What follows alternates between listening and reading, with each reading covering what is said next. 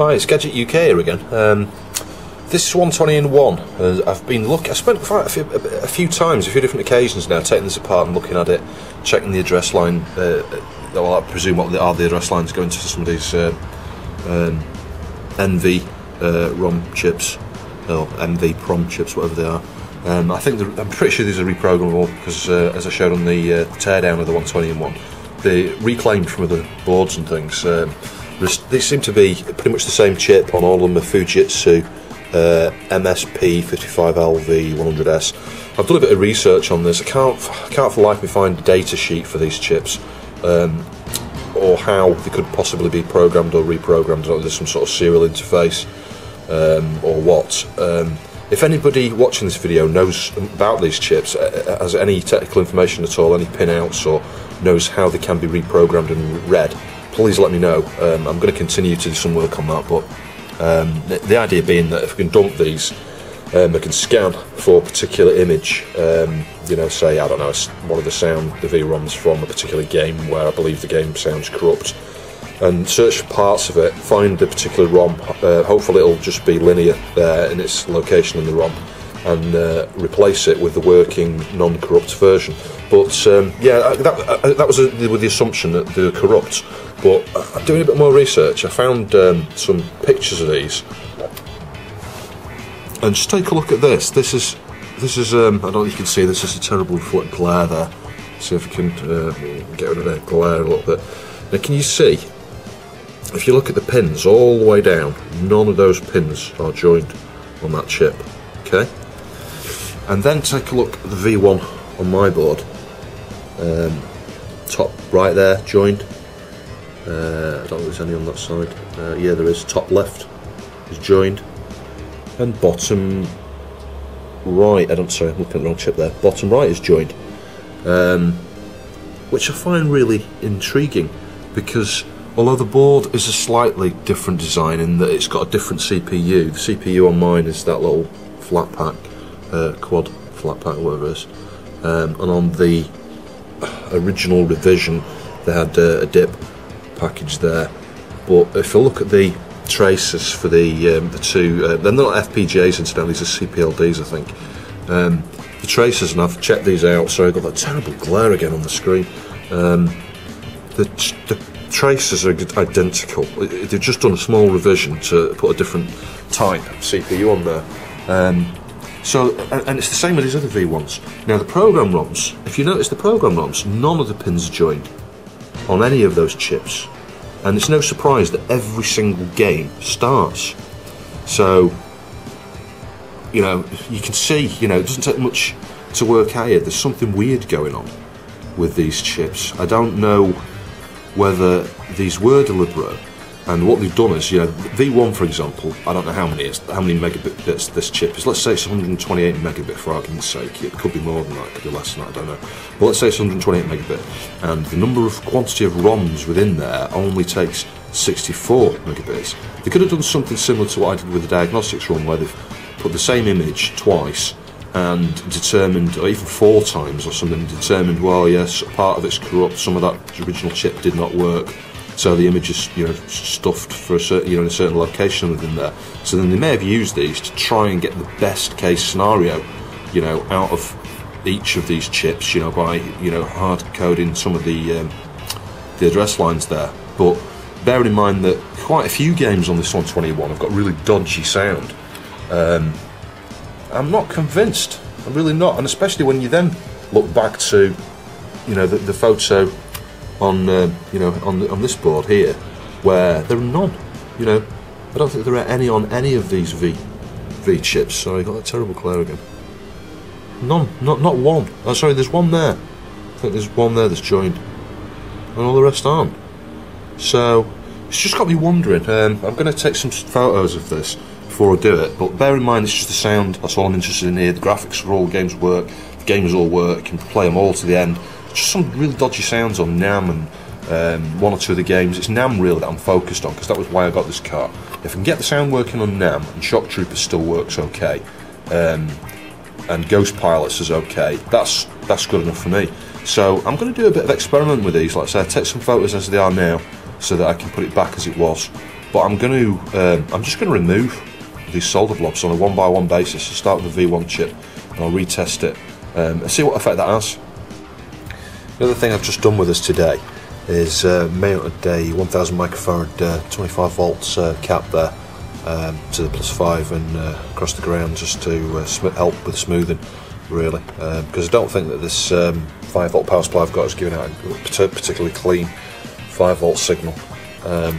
So that'll help a bit. The other thing I want to do with this is get some, I've ordered some 0.1 microfarad caps to do some decoupling on the various chips around the audio stuff, particularly that Yamaha, I think it's an op amp, yeah, an op amp there. I want to decouple that, and probably the Yamaha stuff over here. I'm not really sure how it connects across to this point, but it needs to be done because I'm getting a bit of noise.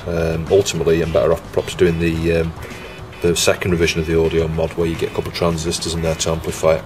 But I'm hoping that I've put some 0.1 microfarad caps across the +5 and ground on a couple of the audio chips, that should get rid of some of the noise.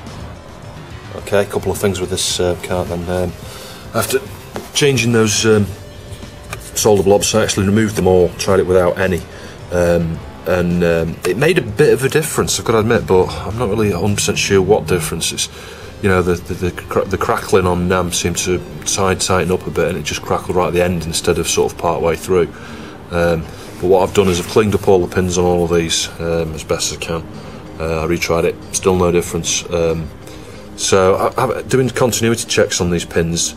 Basically, first 3 on each top and bottom of every single side, they're all shorted anyway. That's the way they're designed on this PCB. If you know, you can tell by doing some checks on here, following the tracks and stuff. But in fact, you can see all 3 of those. I don't know if you can see that. It's pretty much clear. But yeah, they're all joined, top and bottom, both sides. So that's exactly what I've done. I've just put blobs on every single one of the 4 corners of these and joined all 3 pins, and yeah, I tested it before and after just to make sure they're definitely continuous, and they are. So it works. I would say it's a bit better. Metal Slug, the Metal Slug that's on there is got some slightly dodgy sound. The 161-in-1 version I've got sounds okay, but on this particular car, the Metal Slug, you can tell a few of the notes in the music, the samples for those are not quite right, but since I've done this work on it, that seems to have gone away, so Metal Slug seems okay. It's very strange. And with NAM now, like I say, you can hear the guy coming when he comes on and he shouts and stuff as he's firing the gun. You can hear that clearly. There's no distortion at all. It's quite quiet, and there's a crackle right at the very end of it. But it's significantly better. So I don't know. I'm still interested anyway. If anyone knows any more about how to dump these and write back to them, and the pinouts of these particular types of chips, because it's totally feasible to do this. You know, moving forward, you could actually replace certain images with a totally different game. Obviously, it's a lot of work because you have to start taking off the program ROMs and the S chip, and the M chip, and the C8 chips over there. It's an awful lot of work to take all of the ROMs off. But in terms of fixing a particular issue, like, you know, with the sound samples, for example, I know what games have got sound issues. I could quite easily, you know, take these 4 chips off, dump them all, and do a bit of work, and it would take a while, take an hour or 2, or think, well, several hours probably in total, to scan through each of these ROMs and work out what position within each of the ROMs the original ROMs are, you know, and what might be different, what might be corrupt, is it a bootleg version, whatever, and just replace out the sample sections of these ROMs with working sections, write them back, solder them all back on, and there should have no sound issues at all. And you could do the same thing with the graphics, you know, if on your particular board, if you had a problem with the graphics, you could then move on to these C chips and gradually work your way through the, how many there are on there, what is it, 8, 14, yeah, there's 14 CH chips, and you could fix the graphical problems as well. Right, I'm going to dump the original Puzzle Bobble M1 ROM, as described in the previous video, and make a dual sort of purpose ROM out of the 256K ROM. In fact, that's the ROM that's in the cart at the moment, into the solder. So as you can see, got it plugged into the EEPROM programmer, and if I just got, I don't know, you can see that, 27C020 selected as the type, device type.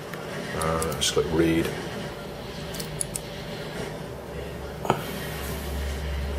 Now I'll skip this, there's no point in waiting. Right, so that's completed. I'll just click exit, and you can see straight away there we've got some good signs that it's read it correctly. Ver to 0.8 by Makoto, 3rd of 405 to SK. So let's quick scroll down there, page down. We might see some more ASCII, sort of plain text. Possibly not. Wow, some large blank area of that ROM, it's hardly used. Okay, some more there.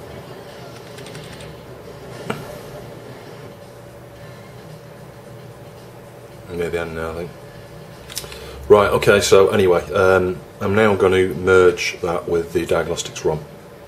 Before I do that, the other thing I thought I'd do is do the checksum, just to make sure that the image I've dumped is exactly correct. So I've got that's the one I saved, Puzzle Bobble and .bin, and that is an emulator copy that I know works.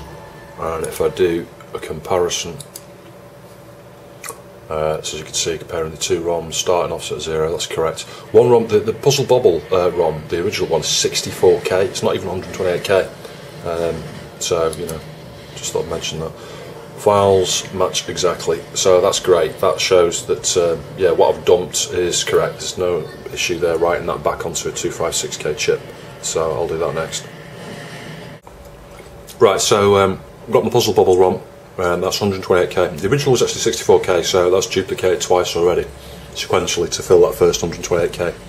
I'm right at the bottom there at 1F, oh, it's 4 Fs, which is the end of the 128K image, and I've copied the Diagnostics ROM already, which is 128K itself, same size as what you're looking at there.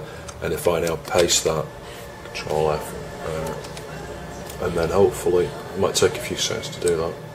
Yeah, scroll down. So I've got the Diagnostics ROM there. I'll just page right to the bottom, scroll down. So we can do it a bit quicker with the mouse actually. We've now got, as you can see, ROM image that is 3FFFF, which is 256K. Always worth checking at this stage, but you can see that file name diagbobble.rom, that's what I just saved, and it's 262.144 bytes, which is exactly correct. So I'm now going to burn that to a chip. Right, there's the 256K chip I've just took off the Puzzle Bobble board, which has currently got two lots of the Diagnostics ROM on there, so we have 128K and 128K, so we'll just get this on about I think that's about 20 minutes. Switch it on, and stick in the middle. I'll just clean that window actually, it's got some crap on there, and just put that in. Yeah, as soon as that's timer's got to the bottom, that should be blanked, and we should be able to rewrite that. Right, I'm looking at the pin out there for the 27C020, which is 256K chip. The pin we're going to be interested in here is A17, third from the top right there, as you can see. That is what we're going to use with the jumper between ground and 5 volt through a 4K7 resistor, I think, to determine whether it's high or low. And depending on whether we make that pin high or low will determine whether the ROM is configured to select the lower part of the chip, the first 128K, or the upper 128K. So just looking at that, we've got a nice, the way that's positioned, it's relatively near to the VCC, so I could perhaps just pull a resistor across into jumper, and then through the jumper into A17. And then from the other position of the jumper, we'll obviously need to bring the ground from VSS, and that should do the trick. So as you can see, I've got some different types of pin headers. I thought that would have been the best one to have used to start with, but I only need one row, and trying to split these, sorry, here you are, the camera now, one row, trying to split that is going to be hard because it's designed to be split, I don't think you can tell, in the other axis, you know, so they break apart easy in pairs. But trying to split it down the middle is difficult. But it just happens that I've also got a load of this single row pin header, which obviously is designed to break off in the same sort of position, so it's pretty easy to do. So I'll just break off 3 pins and I can use that, and I've just got a standard jumper here from a PC board, which I'll have the right gap, so I'll give that a crack. Right, just to raise that 256K chip, just done a quick read just to make sure it's blank. You can see that checksum 03FC0000. That's correct. It's I've scanned through that. It's just all FFs. So now I've got to write the image. Right, so I've loaded that 256K image with 128K of Puzzle Bobble at the top, and the Diagnostics in the lower, upper I should say, the other 128K. Right, so let's click Program. Right, it's going to take a while that, so I'll skip to the end there. It'll do a verify after it's done, so that always will do one anyway. If it doesn't do one automatically, I can't remember with this particular software whether it does a verify or not, but we'll certainly do one of those just to make sure that what's on the ROM represents the actual binary image. Right, so that image was fine after the verify. So I just need to solder this chip on. As you can see, I've bent up the A17 pin there, 30, pin 30. As it is with this board, I followed it. It's not a case of it goes to nowhere. It goes through a jumper. It comes up somewhere. It goes through one of these and goes into this ZMC chip. So presumably that's for the different board configurations. You know, there are some situations where this will support, by the looks of things, through this ZMC chip, 256K chips. So just to tell, I know it's not using that. It's only using 64K on this. So it's just simple, really. It's simpler just to lift that pin, and what I'll probably do is solder directly to the middle pin of there. I'll put something, perhaps a really small piece of insulation tape just over that cap or whatever it is there. It might even be a resistor. It says PC4, it's probably a capacitor, and solder the jumper like that so that the middle pin is directly to the address pin, and then I will solder this resistor in such a way that it's on the VCC top right there, the +5, and then comes back into the first pin on this, and then obviously I'll just need a really small wire to go around to ground on the other side to the third pin, and that should do the trick. Right, so there's the final job. Let's say resistor coming out of the +5 into the first jumper, the A17 is the middle jumper, and then the ground goes via that little wire into the third position. So toggling it between the two should in theory go from top half of the 256 to bottom half, so I'll give that a try. So as you can see there, that's working fine. Yeah, so cutscene obviously. I'm going to swap that jumper over, then Puzzle Bobble music should stop working. This is with it in the other position.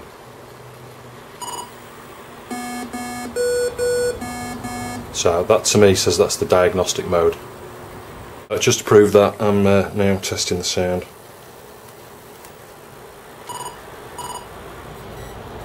Yeah, great, that works. There you go, that's the final result now, a new label on there for Puzzle Bobble, and it's looking pretty clean, almost transparent again. So yeah, brilliant. I'll do Top Players Golf next. The way you do this, there's a template online. You can just change the text, the top for the title. The Puzzle Bobble one's not quite right because originally it would have had a Tato image there. Obviously, they've not got serial numbers on these. None of the labels I had on these probably replacement labels from years of use and stuff. So there was no serial number, but they're both genuine. And what I do is I print these on glossy. You can see on a glossy label, they come out really well defined. You print on a normal printer paper, they come out crap, even on good quality. But if you print on glossy, like photo type paper, they come out like really accurate. The ink adheres really well to that photo paper. It's good quality stuff. Cutting them out can be a bit hard because you get a bit of an edge if you're not careful. But yeah, those look pretty good now, nice and clean. Obviously both work, but pretty pleased really. So I've got a couple more originals on the way. I've got a Metal Slug coming and Super Sidekicks 2. So I've already printed the labels up for those. I'll do the same thing with those, and those come clean the carts up, clean the cases up, and relabel them. Anyway, thanks for watching. I'll see you soon.